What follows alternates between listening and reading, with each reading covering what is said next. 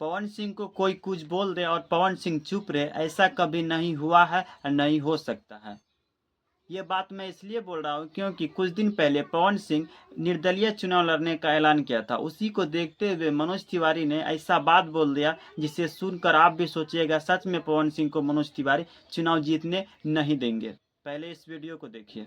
पवन बाबू से बोला अभी समझाओ तनी, हम उनसे बात करब कि वो राष्ट्रवादी व्यक्ति हमें। मनोज तिवारी का ये कहना है कि जहां से पवन सिंह चुनाव लड़ते हैं वहां से एक राष्ट्रवादी पार्टी बीजेपी का उम्मीदवार उपेंद्र कुशवाहा भी लड़ते हैं। पवन सिंह को ऐसा नहीं करना था। ठीक है, मैं उसको समझाऊंगा। पवन सिंह किस तरह मनोज तिवारी को जवाब दिया है, इस वीडियो को देखिए। माँ का आशीर्वाद लेके एक बेटा निकला है चुनाव लड़ने के लिए। चुनाव में लड़ रहा हूँ, पीछे हटने का कोई सवाल ही नहीं उठता है। अगर मेरी माँ बोल दी है कि डरने की क्या बात है, मैं चुनाव लड़ूंगा और होगा किसी को पावर तो पवन सिंह को हरा के दिखा देगा। बाकी इस वीडियो को देखने के लिए बहुत बहुत धन्यवाद।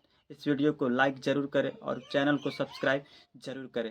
फेसबुक पर देखते हैं तो पेज को फॉलो ज़रूर करें।